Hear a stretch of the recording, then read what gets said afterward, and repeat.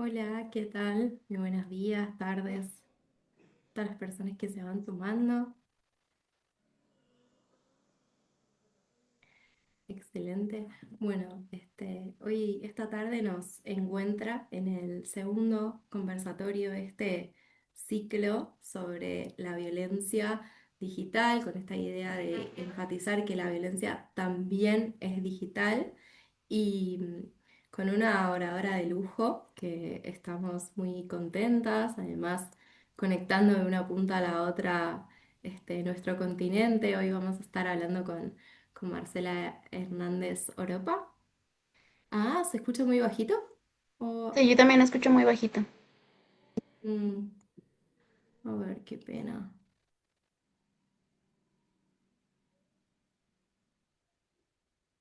Ah, Ahí va mejor. Sí, ahí está. Listo, perfecto. Bueno, entonces les decía que esta tarde vamos a estar conversando con una oradora más que lujo. Bueno, si ahí nos están escuchando desde Madrid, entonces buenas noches.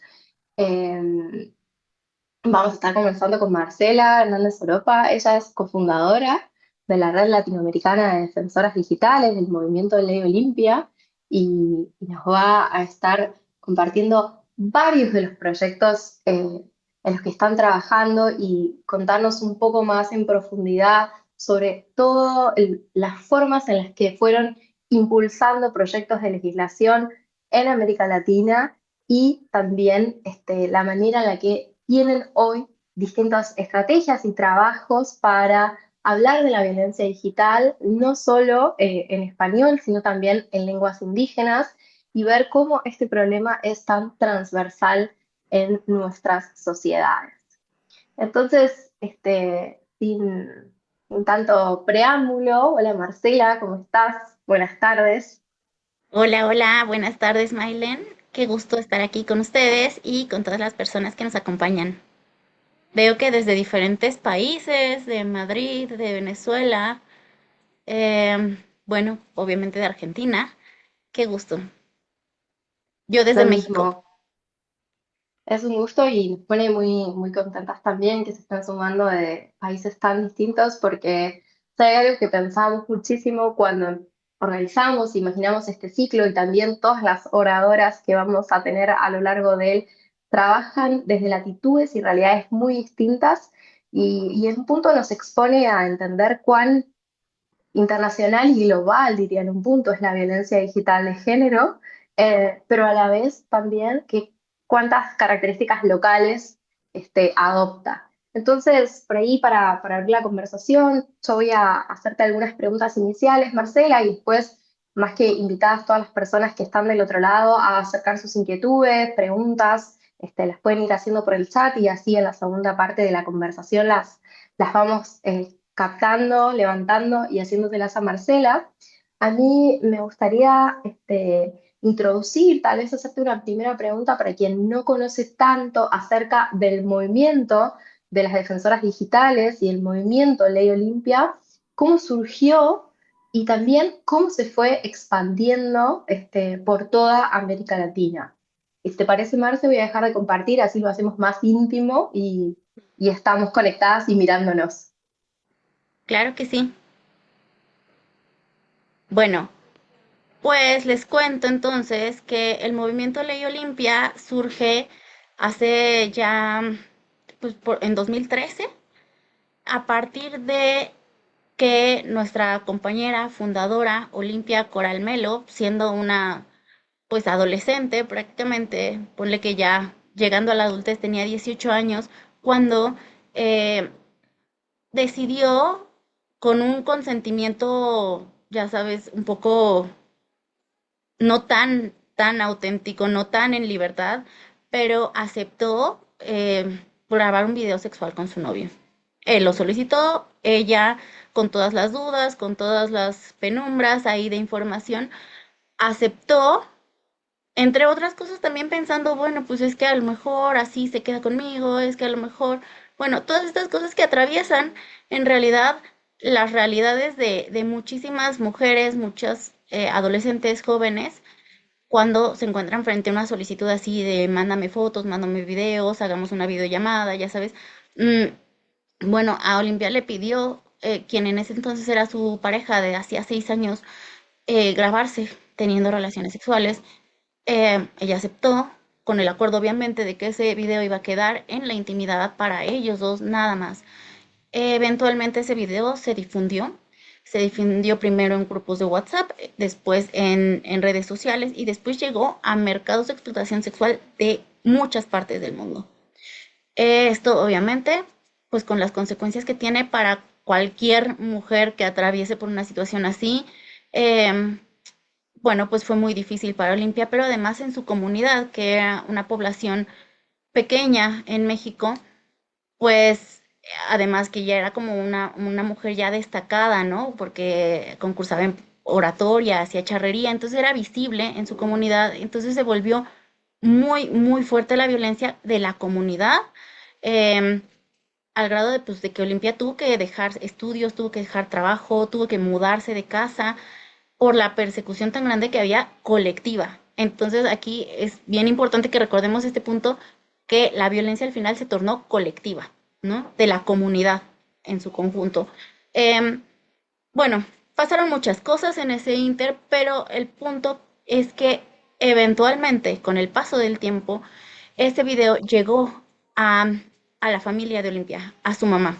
Y fueron ahí las primeras personas que le dijeron, no es tu culpa, eh, no, esta es una forma de violencia que a lo mejor no sabían nombrar en ese momento, pero que de alguna forma le devolvieron a Olimpia el valor de saber que pues ella no había cometido un delito, que algo malo habían hecho en contra de ella y que no había sido ella quien todo el mundo debía juzgar, ¿no?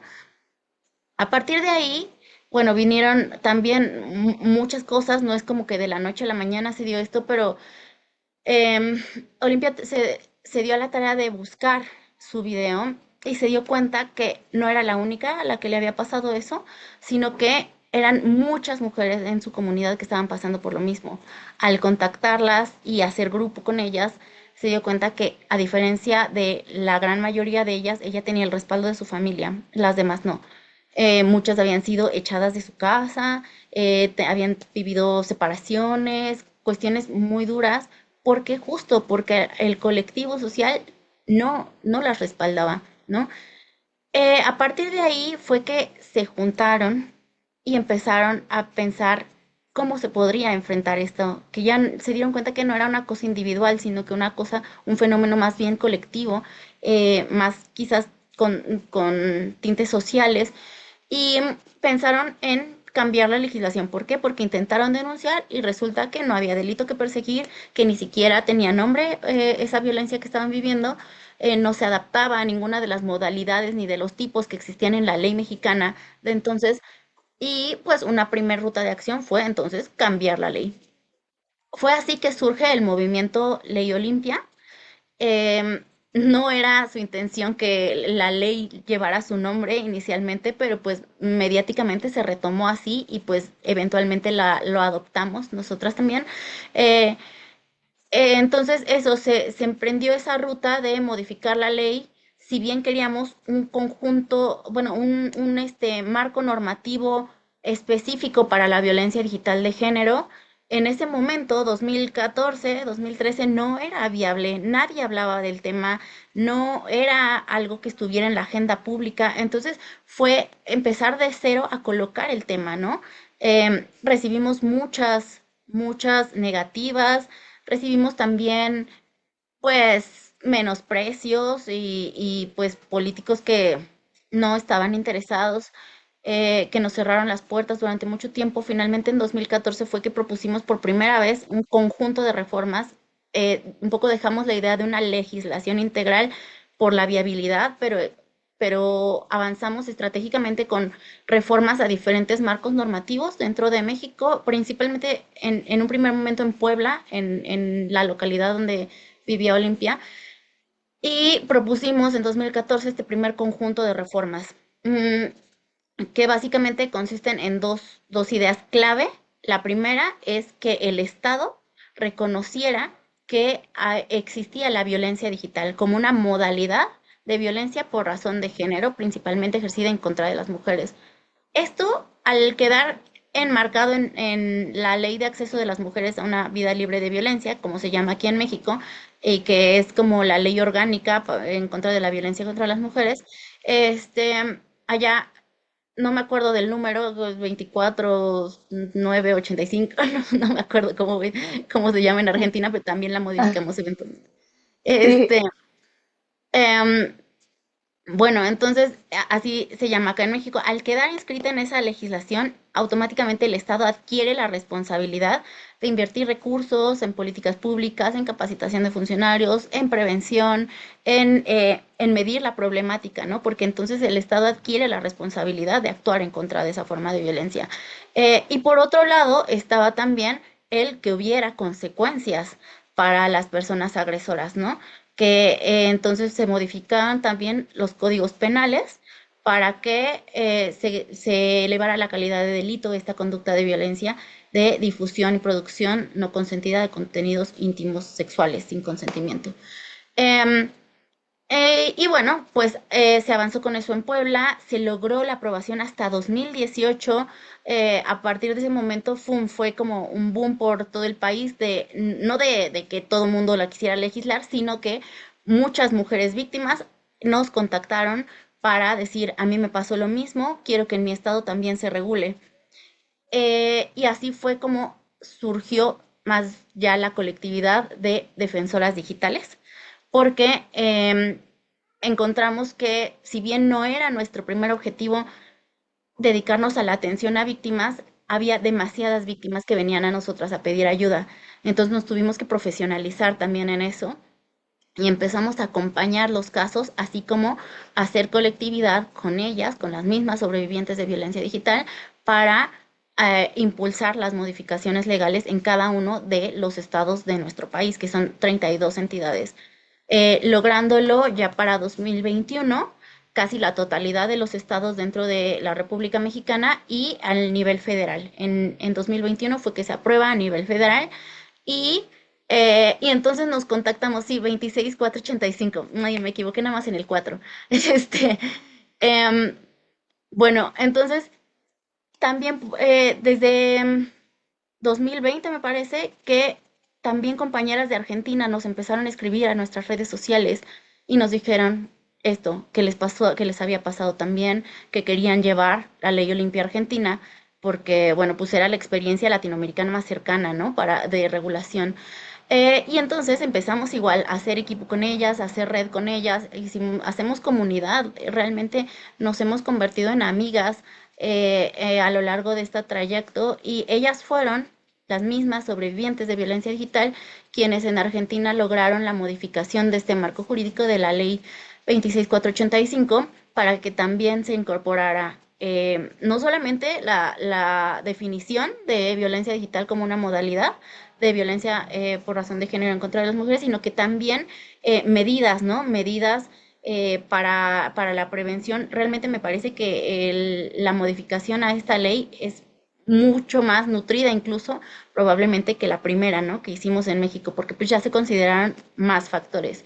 Y así, de la misma manera, fue creciendo el movimiento en Ecuador, igual nos contactaron compañeras, y también las apoyamos con su legislación en Bolivia, en Honduras, en Panamá. En Panamá tuvo un tinte un poco distinto porque ahí quien nos contactó fue directamente una legisladora quien estaba interesada en reformar. Ya existía un conjunto de reformas para regular ciberdelitos y entre esos se incluyó también, por ejemplo, la difusión de contenido íntimo sin consentimiento, pero nos consultó y así, realmente nunca hemos sido nosotras las que vamos y buscamos en ningún lado, sino que son principalmente sobrevivientes de violencia digital que nos contactan y están dispuestas a hacer todo el proceso para hacer realidad que exista un cambio de legislación en sus localidades y países. es muy lindo saber cómo empezó la historia y también cómo se fueron sumando cada uno de estos capítulos, países, ¿no? Como proyectos para cambiar la legislación, porque Creo que de lo que decías, no me quedo con esto de cómo vamos haciendo red, pero también cuán estructural y a la vista y desde la experiencia está hoy la violencia digital, ¿no? En cuántos lugares explota y cuánta legislación, marcos regulatorios, conocer más nos hace falta. Y en ese punto, otra pregunta que a mí también me surge, ¿no? A veces o estamos en un momento, y particularmente en Argentina, en donde los feminismos están bajo ataque, y aquí desde hace muchos años es como se dice que todo es urbano, ¿no? Como, bueno, pero en los pueblos no pasa esto. El feminismo es algo urbano, los reclamos por los derechos sexuales y reproductivos de las mujeres surgen de las grandes ciudades, y si te vas y ahí creo que con toda la experiencia que también tienen ustedes, me gustaría preguntarte si vos crees que la violencia digital de género es un fenómeno solamente urbano, o no, y también como qué experiencias nos pueden compartir en ese sentido del trabajo que hacen. Sí, no, en definitiva, te puedo decir que no, no es un fenómeno exclusivamente urbano. Es que la violencia digital ni siquiera ataca exclusivamente a quienes tienen acceso a tecnologías digitales, ¿no? Eh, Incluso se vive con diferencias importantes entre quienes tienen acceso a las tecnologías y quienes tienen más dificultad o más barreras para acceder a ellas. Te puedo platicar de los casos tanto de aquí de México como de otros países que hemos encontrado, y es que nuestras compañeras, por ejemplo, en provincias alejadas de las ciudades, acá en México, lo han vivido con no, no, no puedo decir que sea mejor o peor, ¿no? Que en una ciudad. Simplemente que el hecho de que sea en una localidad pequeña, en un poblado rural o en una comunidad, por ejemplo, indígena, genera algo muy similar a lo que le pasó a Olimpia, porque tampoco en el caso de Olimpia era de una gran ciudad, ¿no? Es que toda la gente de la comunidad se entera, toda la gente de la comunidad comparte el contenido, todo mundo, entonces también de los espacios colectivos excluyen a las víctimas, se genera esta como mito de con ella no te juntes, a ella no le hables, a ella no le incluyas, y de pronto en comunidades así pequeñas es cuando la exclusión se vuelve mucho más fuerte, ¿no? Porque de pronto pareciera que no hay a dónde ir. Y una vez que existe un marco jurídico, como en el caso de México, por ejemplo, en la Sierra de Oaxaca, ¿no? Eh, bueno, ya hay marco jurídico y cuando la víctima quiere acudir a denunciar, resulta que la agencia de Ministerio Público más cercana está a 4 horas de su localidad. Entonces, es prácticamente imposible para ella acceder a la justicia por esa vía, por la vía del Estado. ¿Por qué? Pues porque no va a estar yendo a denunciar primero 4 horas de trayecto, más las horas que la tengan esperando, más todo lo que tenga que echarse de, además de revictimización, de, de procesos larguísimos, eh, que ya conocemos que ocurren, ¿no? En las agencias de Ministerio Público, aquí en México como en muchos países, desafortunadamente. Entonces, bueno, se hace prácticamente imposible el acceso a la justicia por la vía del Estado. Y entonces, ¿qué pasa? Que se tienen que crear otras vías de acceso a una justicia pues distinta, que no tenga que ver exclusivamente con eso, con una vía jurídica legal. Y entonces por eso nosotras trabajamos desde este enfoque de atención principalmente basado en 4 ejes de contención, que es la contención psicológica o psicoemocional, la contención digital, que va de justo de tu seguridad digital, em, contención legal y contención comunitaria, justamente enfocado a cómo se trabaja este tema en espacios comunitarios, no solamente en poblaciones como rurales o así, sino también en entornos escolares, en entornos laborales que se vuelven eso, ¿no? Una comunidad en donde se da la exclusión, se da también la revictimización, se da esto de que todo mundo tenga acceso a tu contenido que no consentiste que tuvieran. Eh, y bueno, pues entonces eso, el trabajo con comunidades, tanto desde lo preventivo como desde una vez que sucedió, qué papel tiene cada una de las personas dentro de la comunidad y cómo podemos ayudar a la víctima a construir sus redes de apoyo. Y esta idea de ese eje justamente surge del testimonio de muchas de nuestras compañeras que dicen, a mí la justicia no me la dio el Estado, me la dieron mis compañeras, me la dio ser parte de la red de defensoras digitales y poder poner mi historia, lo que a mí me pasó y lo que yo viví al servicio de esta causa para que a otras no les pase lo que a mí me pasó. Eh, y bueno, un poquito pasando más, no sé si quieras que hable ahorita ya un poco más de la parte de lenguas indígenas, así, Sí, claro. O sea, a mí me encantaría, además de lo que decías recién, después seguro que nos encantaría que nos puedas compartir links sobre o información para ver dónde, cómo trabajan las redes de apoyo y sobre todo esta dimensión comunitaria que decías, porque creo que es muy importante también traer a la conversación esto, que el impacto en comunidades pequeñas, en territorios más chiquitos, es muy fuerte, porque se enteran todos porque digo, esa posibilidad de anonimato de una gran ciudad, entre miles de comillas, eso no existe. Entonces ahí creo que todo el material que nos puedan compartir para también poner a disposición y poder socializar de todas las personas que se están, para todas las personas que se están aquí sumando, estaría súper. Y ahora en ese sentido sí, me encantaría que nos puedas contar más sobre ese proyecto que tienen en Oaxaca con comunidades indígenas, porque suena muy interesante. claro. Bueno, primero contarles que nosotros ya nos habíamos dado cuenta, ¿no? De esta situación, de que en las comunidades indígenas se vivía de una forma, bueno, con estas particularidades, ¿no? Que lo hacían de pronto también eh, distinto, o sea, que enfrentar diferentes dificultades que las personas en las ciudades. Em, no solamente por los casos que les contaba, como los de nuestras compañeras de Oaxaca, sino también en Chiapas. En Chiapas había un fenómeno bien feo que, que era justamente en los sitios de mercados de explotación sexual, como nosotros les llamamos a las que comúnmente se llaman páginas porno. Y las llamamos así porque creemos que es importante que se visibilice que gran parte de las mujeres que aparecen en esos contenidos no querían estar ahí. Entonces, pues no se puede tomar como entretenimiento lo que en realidad es una explotación, ¿no? Eh, entonces, bueno, en estos mercados de explotación sexual digital había categorías, categorizan a las personas que están exhibidas ahí, que son mujeres primordialmente, eh, y entre esas categorías estaban mujeres indígenas de Chiapas, por ejemplo, ¿no?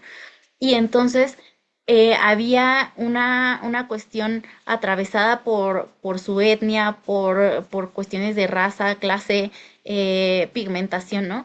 Que, que era como particularmente violento en contra de ellas y empezamos a detectar ese tipo de cosas. En otros estados del país está, por ejemplo, páginas en donde vendían contenido de mujeres de mayas, de mujeres mayas, principalmente de la zona maya. Entonces nos dimos cuenta que también esto tenía un componente racial y étnico que vulneraba particularmente esas poblaciones. Eh, eh, por supuesto que si lo vemos a nivel global, que hay latinas, hay asiáticas, hay africanas, y entonces son sus categorías para consumo masculino, además, como si fuéramos productos y como si fuera un shampoo para cabello chino, para cabello lacio, para este cabello quebrado, o sea, como si fuéramos categorías de consumo, nuestro cuerpo y nuestras características físicas. Entonces, bueno, desde ahí ya habíamos identificado esto y cuando en 2024 tuvimos la oportunidad de crear esta inteligencia artificial, que no sé si tengan conocimiento que en 2024 lanzamos una inteligencia artificial justamente diseñada para apoyar a víctimas de violencia digital. creada por quienes habían vivido estas situaciones, quienes los defendemos estos casos, y bueno, con nuestra metodología de 4 ejes que les acabo de contar, em, creamos una inteligencia artificial igual conversacional en la que puedes pedir apoyo y te contesta, ¿no? En estos 4 ejes. Eh, Nos dijeron en Ahora Chat, que son nuestro equipo con el que desarrollamos esta IA, nos dijeron, bueno, pues tiene acceso a alrededor de 30 idiomas y pueden interactuar con la plataforma en todos estos idiomas. Y entonces íbamos al mundo, a Sudáfrica, Tailandia, y presentábamos nuestra inteligencia artificial y la gente puede chatear con ella en su idioma. Sí, pero ¿y qué pasa con las personas que quieren chatear con nuestra inteligencia artificial en purépecha, en náhuatl, en tzotzil, no sé, en las lenguas que se usan aquí? Bueno, incluso nos han corregido algunas de las compañeras indígenas, es que son idiomas, no es nada más una lengua, mucho menos un dialecto, ¿no? Sino que son idiomas completos, tienen escritura, tienen formas gramaticales, en fin. Entonces, sí, nos dijeron, cierto, esa parte no está todavía en la inteligencia artificial y en ninguna, prácticamente en ninguna del mundo.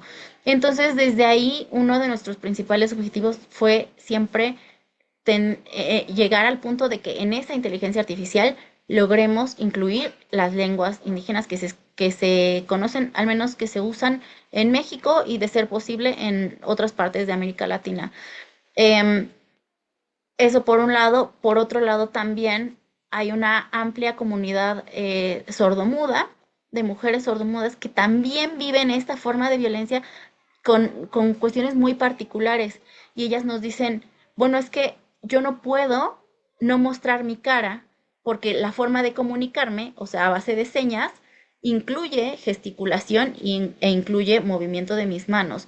Entonces, si yo quiero interactuar digitalmente, forzosamente tengo que mostrar mi cara, parte de mi cuerpo, mis manos, y pues eso también ha sido un factor de vulnerabilidad para ellas, además de el difícil acceso a información sobre estas formas de violencia, sobre los marcos jurídicos, también las coloca en una situación, ¿no?, más vulnerable.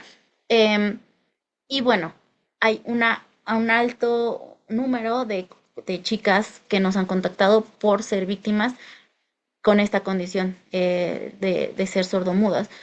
Y entonces también dijimos, bueno, es que nuestra inteligencia artificial tiene que ser también para ellas. Firmamos un convenio de colaboración con un colectivo de lengua de señas mexicana y hemos trabajado un poco interrumpidamente, para ser honestas, porque es difícil pensar en cómo una IA de este tipo puede incluir, digo, más allá de que puedan, pues no sé, leer, de que todo es con lectura, eh, cómo podemos hacerlo aún más accesible o aún más cercano para ellas. Entonces, bueno, seguimos imaginándolo en conjunto con estas compañeras del colectivo de lengua de señas mexicano, ensayando y yendo como ensayo y error. A una de las cosas que se nos han ocurrido es hacer videos de YouTube con ellas traduciendo nuestra información y que esa información o sea, que ese video sea compartido a través de nuestra inteligencia artificial para ellas. Eh, y bueno, muy recientemente, apenas hace como un mes, fuimos invitadas también por un colectivo de intérpretes interculturales para hacer un campamento de información y de mesas de trabajo con una comunidad indígena, bueno, con comunidades indígenas de Oaxaca. Fueron 3 días en los que se hizo un intercambio cultural entre defensoras digitales y estas compañeras, mm, un proyecto pues breve, pero que nos abre la puerta a seguir colaborando, ¿no? Y justamente se trató bueno, además de presentarnos, además de compartir, a este campamento fueron mi compañera Olimpia, Marcela Torres y Arisbet y Mayra. Mayra como psicóloga, Mayra Daniela, y Marcela Torres como abogada, Arisbet como parte de una comunidad indígena de Oaxaca, y bueno, Olimpia, pues también como parte de nuestro movimiento. Entonces, fueron a esta comunidad, hicieron esta exposición de todo el conocimiento que se ha acumulado, tanto de marco jurídico como de instituciones responsables, de incluso formas de nombrar a la violencia, formas de identificar que está siendo víctima de violencia. Y con el colectivo de intérpretes, pues también se iba acompañando esta explicación en diferentes lenguas. Además, se generaron manuales exclusivamente para ellas que serán traducidos a lenguas indígenas.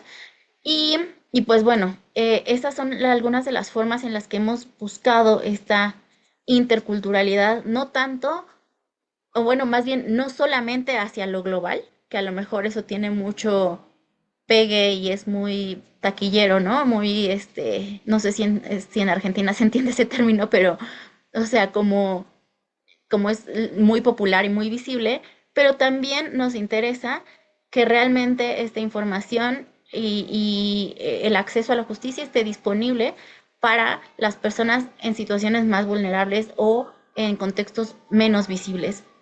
Y bueno, pues sí, esas son algunas de las formas en las que lo estamos empujando.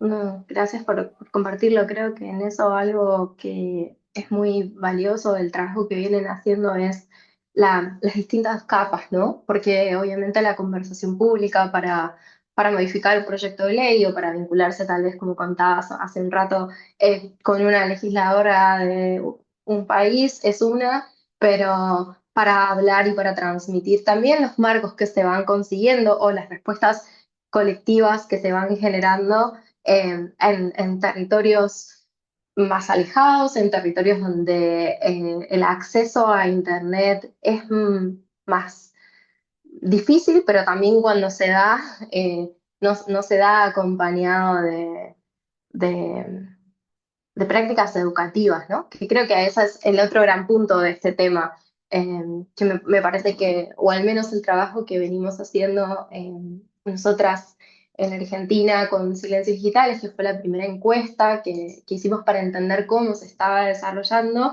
la violencia digital de género aquí, lo que más nos mostró fue una encuesta en línea y autoadministrada que las personas que la respondieron tenían todos altos niveles educativos y sin embargo había muy poca formación y cuidados digitales y conocimiento de cómo hacerlo. Entonces, al final es el problema de la violencia clarísima y sus ramificaciones y sus formas, pero también es el problema de que no tenemos todavía tantas prácticas seguras ni construcciones de conocimiento colectivas para evitar la resistencia a esas violencias, ¿no? Y ahí hay un terreno muy, muy grande por trabajar. Así que hay también todo lo que nos puedas compartir y también pienso en las personas que se están sumando desde otros países, en donde también hay muchas comunidades indígenas, entender que la violencia digital de género realmente no discrimina, es estructural, es muy transversal, no es urbana, no es solo de los jóvenes, ¿no? Pueden entender que afecta a todas las personas y especialmente eso, a las infancias, a las mujeres, también a las personas LGBTIQ+, a las activistas, a aquellas mujeres que tienen voces públicas, ¿no? Las periodistas y tiene efectos muy concretos. Sí, Mai, creo que también tú lo que me comentas tiene relación con lo que escribe aquí Mariana Abiuso, dice, me interesa hablar de la dificultad de identificar la violencia digital como tal. Yo soy de Argentina y resulta una primera barrera que se entienda que esto para nosotras es consigna, que lo digital es real, ¿no?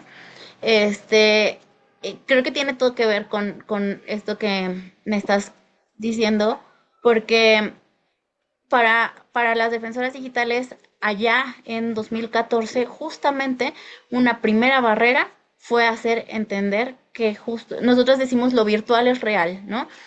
Fue el hashtag con el que salimos desde entonces y lo seguimos eh, usando hasta ahorita, porque la virtualidad al final o sea, entendemos todo lo digital, lo digital como un ámbito más de existencia humana. Y esto me parece bien importante explicarlo así siempre, como todos los desarrollos a lo largo, todos los desarrollos tecnológicos a lo largo de la historia de la humanidad han terminado siendo como herramientas al servicio de alguna actividad humana, eh, que de alguna forma ya se hacía o que se transforma radicalmente a partir de la irrupción tecnológica.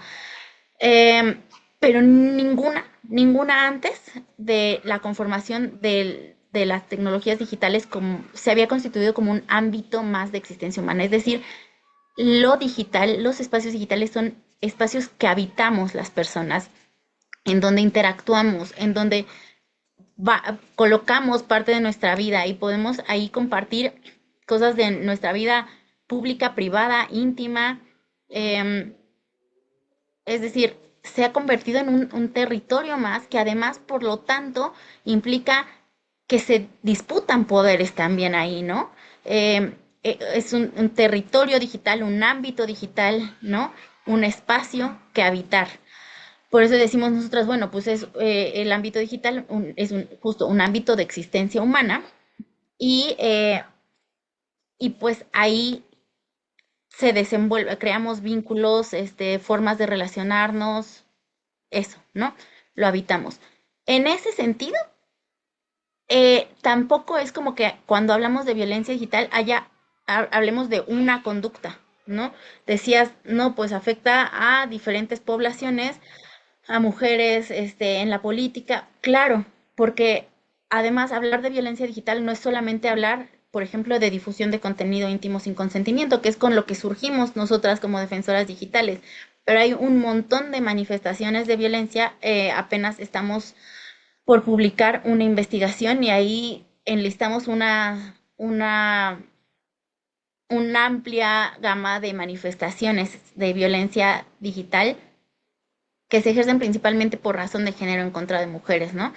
Eso sí, ha sido nuestro enfoque, que no por eso dejamos de ver que también están otras formas de violencia, como en México es muy triste, pero el reclutamiento de jóvenes e infancias por parte del crimen organizado también se da a través de medios digitales, a través de las plataformas de juegos, ¿no? Como Roblox, como otras, Fortnite, entre otros, que todos estos que tienen chats, también, al final también es una forma de violencia digital.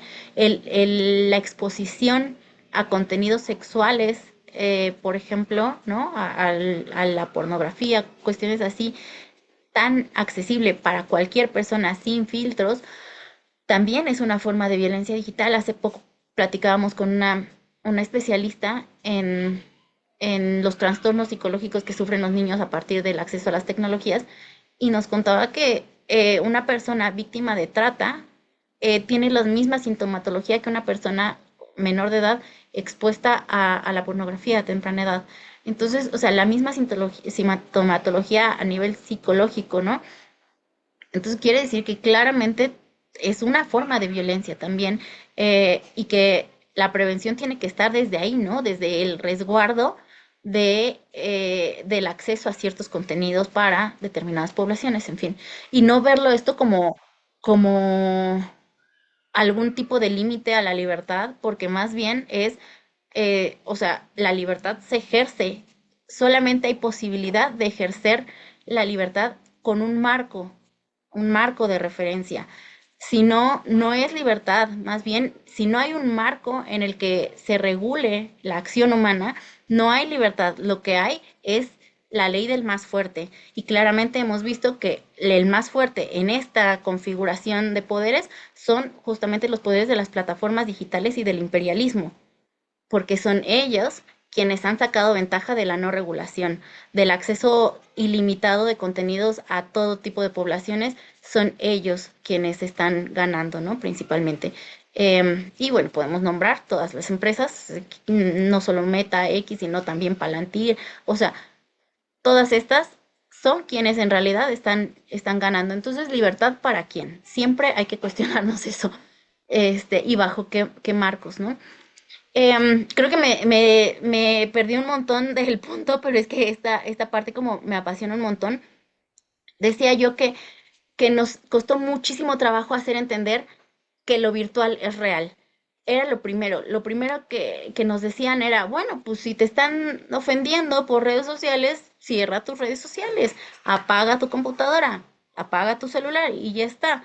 No, no se está entendiendo que al ser un ámbito más de existencia humana está interconectado con los demás ámbitos, así como si ocurre violencia escolar, así como si ocurre violencia familiar, así como si ocurre violencia laboral, está interconectado y afecta a todos los ámbitos de tu vida. ¿Por qué? Pues porque no estamos desarticulados y porque eh, no es, justamente por eso no nos gusta llamarle violencia de género facilitada por las tecnologías, porque no se trata nada más de una herramienta neutra con la que a tu agresor, que de por sí era tu agresor, se le facilitó su tarea de agredir. No, es un ámbito más y con esa complejidad se tiene que analizar la violencia digital, ¿no? Entonces, entender lo real que es el ámbito digital es lo primero que hay que hacer para sensibilizar a las personas de que esta forma de violencia es real, ¿no?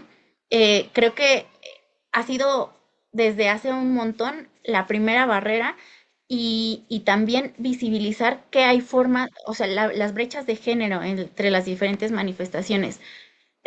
Simplemente aquí en el estudio que les decía que vamos a sacar próximamente, se analiza la realidad de la violencia digital en 7 países. Son 3 de Europa, que son España, Andorra y Portugal, y 4 de América Latina, Uruguay, República Dominicana, Panamá y Bolivia.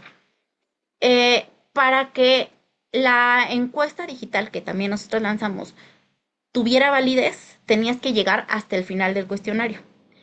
Te podías quedar en las diferentes, en diferentes etapas, pero para que fuera válido para nosotras era llegar hasta el final. Y para llegar hasta el final tenías que haber vivido alguna de las manifestaciones de violencia que se enlistaban en los últimos 3 años y de manera personal, no que conociste a alguien, no, o sea, que la viviste de manera personal en los últimos 3 años. Y bueno, pues ser parte de la muestra, ¿no? Que vivir en alguno de los países muestra. Eh, y nos dimos cuenta que la gran mayoría de las personas que responden y que llegan hasta el final son mujeres. Es decir, es casi poco relevante el porcentaje de hombres que llegaron hasta el final. Y creo que eso tiene que ver muy enfáticamente con que justamente no son quienes principalmente viven todas estas violencias, ¿no? De un universo de 16,000 personas que respondieron, fueron alrededor de 2,000 las que llegaron hasta el final, bueno, y que además son parte de estos países, y la gran mayoría de esas son solo mujeres. Entonces es muy evidente y hay que mostrarlo también con estos datos que hay una brecha de género en quienes viven estas violencias, ¿no? Desde nuestro primer informe en 2021 es muy notorio que el 95% de las personas que habían sido víctimas son mujeres. Ciertamente había un 2,8% de hombres que habían vivido estas violencias, pero también es importante ver que quienes lo cometían eran principalmente también 80% eran hombres. Y sí, había un 11 punto algo por ciento de agresoras también mujeres.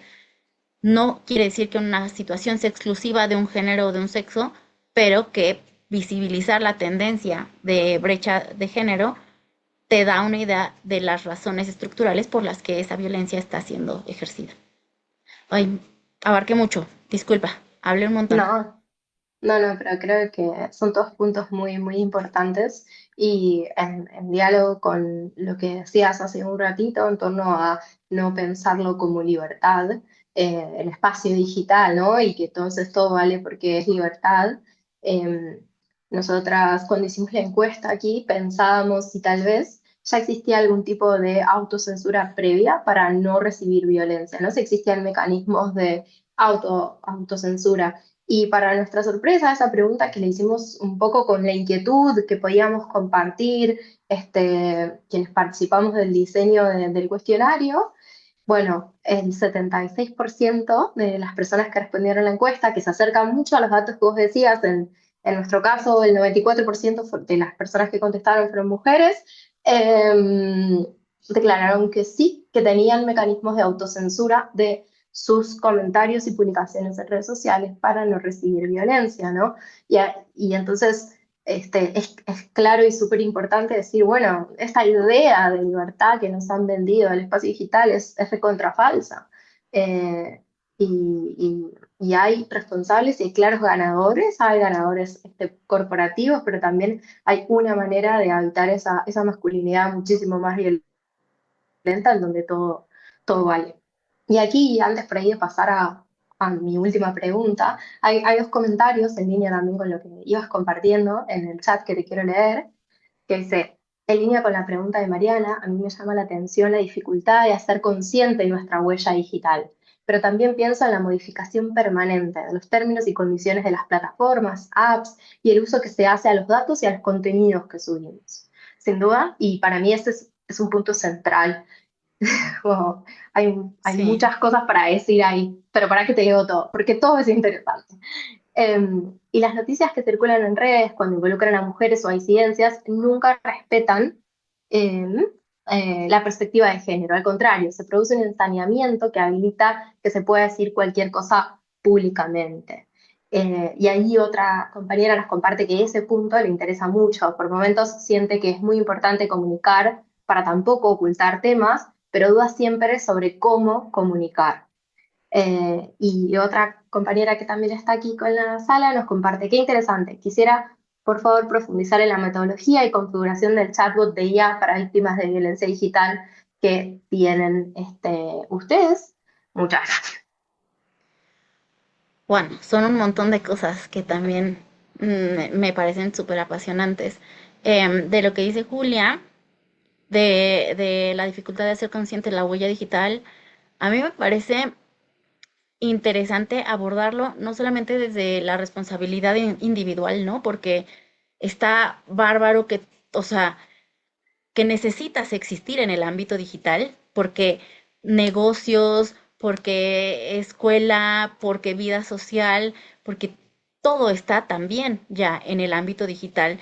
Y entonces decir, no, pero es que no subas tu foto, no, pero es que no bueno, la foto de los niños sí, lo siento. Entonces, lo mejor es que no aparezcan las fotos de los niños en, en redes, en internet. Pero es muy fuerte que te estén, dice como si fuera responsabilidad de cada individuo proteger su huella digital cuando necesitas existir en ese ámbito, en este ámbito, cuando necesitas mostrarte muchas veces, cuando para la app del banco, para tus contraseñas de WhatsApp, para tú necesitas meter tu huella, ¿no? Tu huella así dactilar, cuando te reconoce la cara, entonces, como, sí, claro que hay que tener cuidado y hay que tener conciencia, pero creo que sobre todo hay que exigir que las plataformas que albergan toda esa información tengan una regulación rigurosa o sea, de protección de datos personales y que tengan sanciones ejemplares en caso de filtración de información. Digo, hace ya un montonal de años, cuando se hizo público el escándalo de que Meta filtró los datos a Cambridge Analytica para usarlos en las elecciones, ¿no? A favor de Trump y a favor del Brexit, hace ya muchos años, bueno, no tantísimos, ¿no? Como, ¿qué fue? ¿2016? Bueno, perdón que luego ando perdida en el tiempo, pero cuando fueron esos casos, o sea, no pasó nada, o sea, hubo un cuestionamiento ahí, pero una sanción ejemplar por filtración de datos, tendría que haber una regulación y no una regulación local, nada más en Estados Unidos, nada más en México, nada más en Argentina. Tendría que haber una regulación global porque digo, si estas empresas han acumulado una cantidad desmedida de poder, no solamente económico, sino también de datos, de información político, pues ¿por qué no van a tener en esa medida del poder que han acumulado responsabilidades? Y honestamente, la postura desde defensoras digitales es que nadie tendría por qué acumular esa cantidad de poder. Tendría que haber límites a la acumulación excesiva de poder, de riqueza, ¿no? O sea, para nosotras sí, creo que es una postura muy firme porque si hay tantísimo poder acumulado en tan pocas manos, se vuelve impune. O sea, por más que hagas una superregulación, tienen tanto poder que es muy complicado realmente traerlos a cuentas,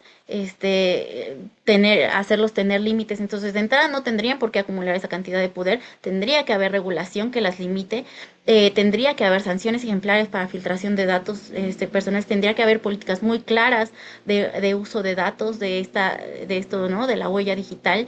eh, y pues claro, necesitamos sumarnos a la difusión de información de qué es esto de la huella digital, de qué datos y cómo se pueden utilizar, ¿no? Porque la mayoría de la gente le dices, no, pues es que el algoritmo usa tu información y tus metadatos para mostrarte lo que quiere y dice, bueno, pero si me enseña lo que sí me gusta, si me conoce mejor el algoritmo y entonces me enseña lo que sí quiero consumir, pues para mí bien.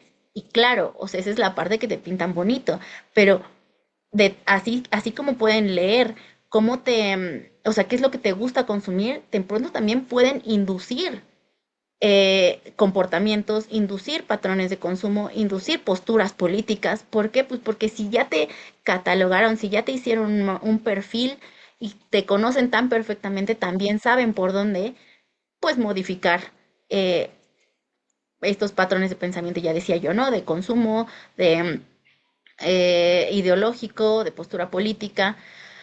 Em, y bueno, pues entonces creo que por ahí para mí sería lo más importante de hablar de la huella digital, más que decir, es que tápate aquí, tápate allá, no metas tus datos acá.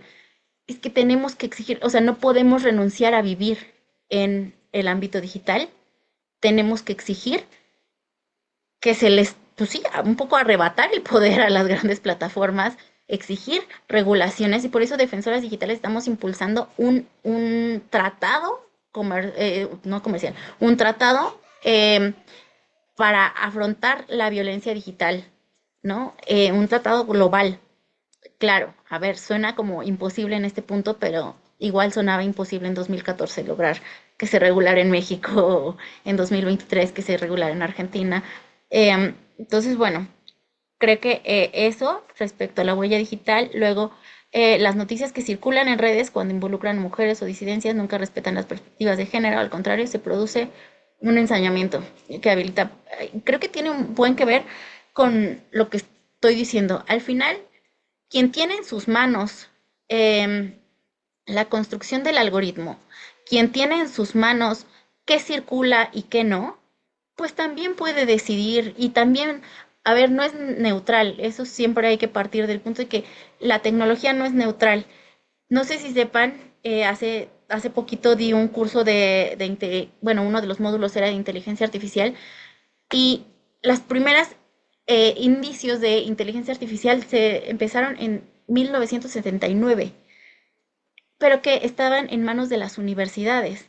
Y entonces el desarrollo de inteligencia artificial se utilizaba o se ponía al servicio de mejorar la salud pública, de curar enfermedades. ¿Qué pasa cuando el desarrollo de inteligencia artificial se pone en manos de la industria, de los multimillonarios? Porque además, sepámoslo, o sea, todos los grandes dueños, magnates de las Big Tech son hombres blancos, heterosexuales del norte global, multimillonarios, pues sus realidades son muy ajenas a los de la gran mayoría de la población y por supuesto que están atravesados por su historia, por sus intereses, por sus posturas, ¿no?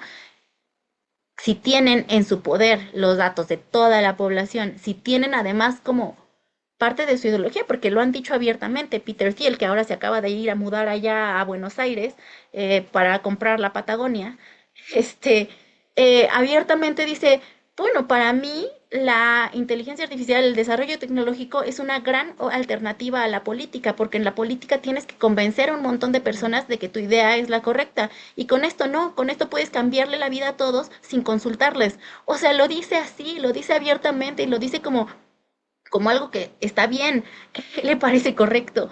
Entonces es como, si esa cantidad de poder se acumula en esas personas con ese tipo de ideologías, por supuesto que van a configurar los algoritmos de tal forma que tú veas lo que quieres ver, pero al final que te puedan inducir a ciertas posturas, pensamientos y claro, la perspectiva de género y de todas estas disidencias, de todas las diversidades. No estoy hablando solamente de las diversidades sexogenéricas, ¿no? Si hablábamos ahorita de poblaciones indígenas, de poblaciones con discapacidad, o sea, de la gente que existimos en el mundo, no van a ser esas visiones las visibles, las que permeen, van a ser las de ese tipo de población. ¿Por qué? Pues porque ellos tienen el poder. Claro, con válvulas de escape para que no digan que no, ¿no? Y eso si nos va bien. Eh, Dice Lucila, me interesa mucho este punto, por momentos siento que es importante comunicar para tampoco ocultar estos temas, pero dudo siempre sobre cómo hacerlo. Ah, ¿te refieres, Lucila, a cómo habitar las redes y cómo comunicar estas diferentes visiones? Porque un poco eso tiene que ver con también algo que recientemente también se ha publicado cada vez más y es cómo configuran su algoritmo. Si su algoritmo, a ver, no es que ellos digan, "Ijiji, soy malo de Malolandia y ahora quiero que todos piensen como los hombres blancos heterosexuales. Uy, sí, configuremos el algoritmo así. No. Lo que está hecho, el algoritmo está hecho con un patrón de consumo y por lo tanto, pues sí, o sea, en un capitalismo, tecnocapitalismo neoliberal, lo que importa es la acumulación de poder, de riqueza. Entonces, los patrones de consumo de contenidos son muy importantes, que están inscritos en una lógica de mercado. Lo que más consumes es lo que más te van a enseñar para tenerte ahí, pues adicto. Incluso acaban de tener sentencias las plataformas en Estados Unidos porque su modelo de negocios es abiertamente o deliberadamente adictivo y causa trastornos a poblaciones como de niños, niñas, adolescentes. Entonces ya, eso ya fue ya ha sido visibilizado por muchas organizaciones, ya también lo dijo un jurado en Estados Unidos, sí, utilizan eso para, pues para enriquecerse. ¿Cómo puede uno contrarrestar un poco el algoritmo? Primero, saber que si jugamos bajo sus reglas, muy difícilmente vamos a ganar, pero si es el marco que existe, conocer al menos las reglas. Y decían, ¿no? Fue publicado hace poco cómo configura la visibilidad, ¿no? X. Y es que, haz de cuenta, un like vale ciertos puntos, un comentario vale más puntos, el compartir, como retuitear o recompartir en otras plataformas, también tiene más puntos. Y entonces, ¿qué pasa? Que solamente dar like al contenido que te gusta le suma un poco, pero comentarlo es una forma de generar tráfico. Y entonces muchas veces lo que sucede es que engancha más o genera más tráfico estos contenidos pues de morbo, que exaltan la indignación, que exaltan las emociones y los contenidos como de intelectuales, como de reflexión, a lo mejor jalan menos. Si habitamos las redes sociales y expresamos ahí nuestras opiniones y generamos debates, pero debates constructivos, debates con información, con datos, estamos dando visibilidad a ese tipo de consumo y hay más posibilidad de que el algoritmo lo magnifique. Pero insisto, o sea, sí, son algunos como tips, pero bajo esta lógica difícilmente hay posibilidad de ganar la carrera. Hay que hacerla, creo yo, mi postura sería, hay que hacerlo, generar contenidos que visibilicen estas otras miradas, pero también sepamos que es un nado a contracorriente, es en una pendiente hacia arriba, que está difícil, y sin embargo creo que vale la pena intentar, al menos. No sé si acabé, hasta dónde me habías leído. Sí, sí, súper. Mira, si querés, ahora yo además fui dejando comentarios. De lo que ibas diciendo, se me ocurre hacer una pregunta que creo que puede ayudarnos como a sintetizar varias de las puntos que fueron saliendo. Y después si queda alguna otra duda o cuestión más, la respondemos hacia el final. Pero recién venías comentando muchas cosas que me hacen pensar y conectarlo con la complejidad del momento que estamos viviendo y que no es solo de nuestras regiones, que esto efectivamente es del mundo.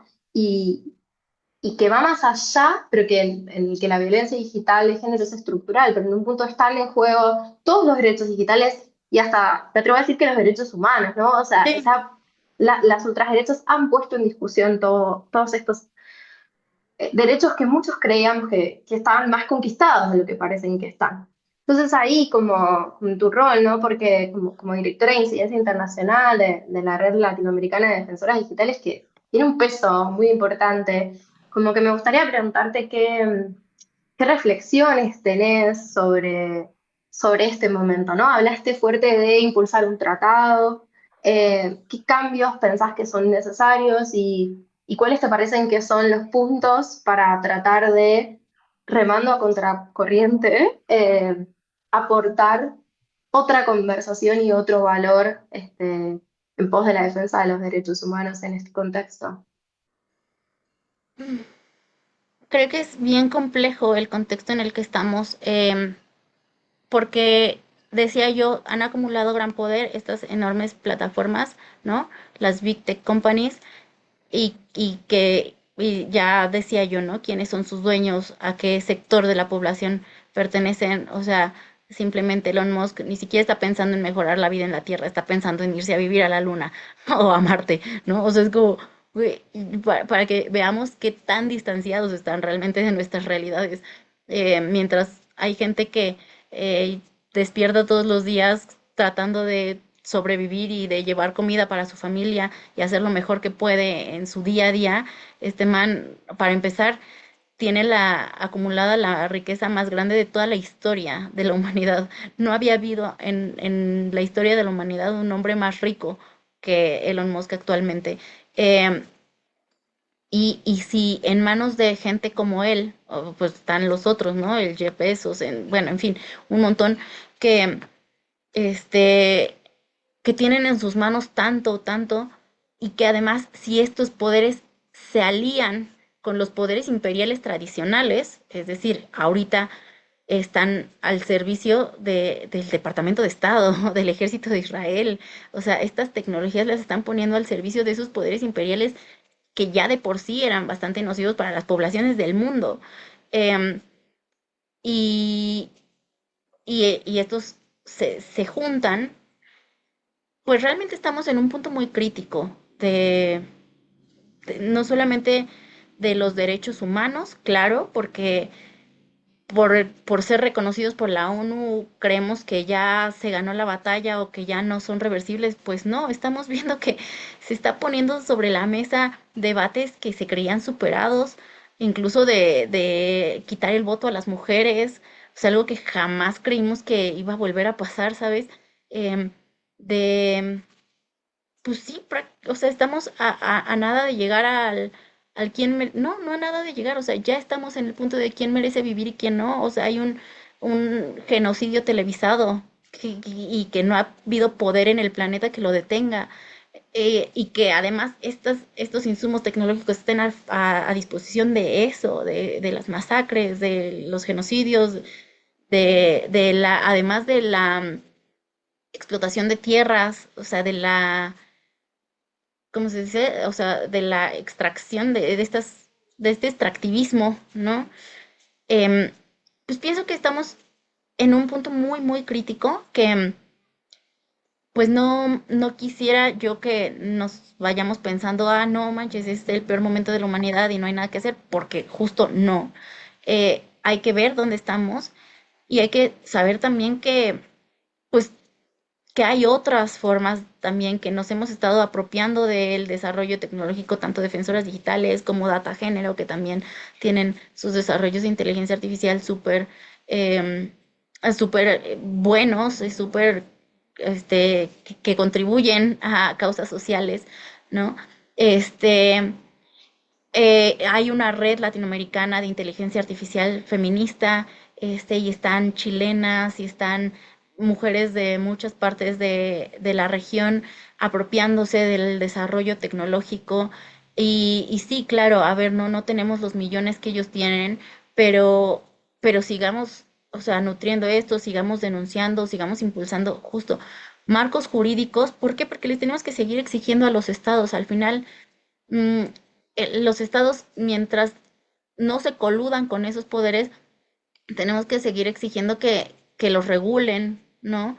Eh, Porque al final el Estado tendría que ser el reflejo de la población, o al menos esa es la consigna, ¿no? De la existencia de los estados. Entonces, exigirles a tomadores de decisiones que sí haya regulación, que nos sumemos a la idea de un tratado global. Eh, y bueno, también un poquito antes de irme, porque por ahí me decían que querían escuchar más de esta metodología de atención a víctimas en 4 ejes y que también dijo, no, me refería, Lucila, a cómo contar los casos de violencia digital. Por ejemplo, que en Argentina hace poco se difundieron imágenes manipuladas con IA de 2 colegios allá. O sea, sí, no necesitamos revictimizar, no necesitamos exhibir las imágenes para hablar del tema. De hecho, eh, hay que no hacerlo, hay que no difundir estas imágenes, sino abordar el tema también. Por ejemplo, yo cuando cuento la historia de Olimpia, es muy cuidado, ¿no? No voy a abordarlo como en notas periodísticas haciendo énfasis de cómo sufrió y de cómo... No, a ver, hablamos de los derechos humanos que se están vulnerando, hablamos, no sé, a lo mejor con datos cuando se puede hablar con datos. Sí, claro, el contar historias suele tener mayor impacto para comunicar socialmente, pero siempre cuidando la dignidad de la persona que vivió la violencia, y colocando justo la mirada en quiénes son responsables, quiénes generan y quiénes se benefician de la violencia, porque ahí es donde creo que tenemos que dirigir las exigencias cuando hablamos de estos temas y cuando buscamos sensibilizar. Eh, bueno, sobre la metodología, híjole, yo creo que a lo mejor de eso sí podemos hablar en algún otro momento, pero compartí por ahí el link de leyolimpia.com.mx y ahí vienen una serie de publicaciones, especialmente en una que se llama Jornadas de Educación Digital o contra el ciberacoso escolar. Ahí viene también más amplio nuestra metodología de 4 ejes y bueno, creo que eso. O tú dime más si hay tiempo, si no, ahí la dejo.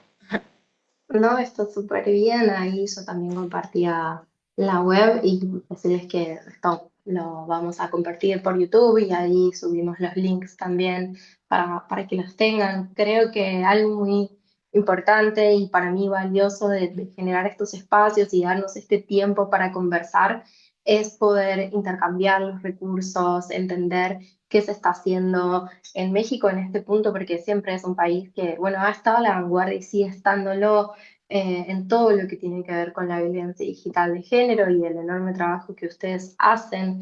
Entonces, todo lo que podemos compartir, hacer red, aprender, ¿no? Porque también, como compartían varias compañeras hoy, es un fenómeno muy dinámico, es un fenómeno que crece, que cambia, que muta. Entonces, también nos exige creatividad a la hora de pensar otros marcos jurídicos, a la hora de pensar cómo enfrentarnos a este enorme poder de las empresas tecnológicas.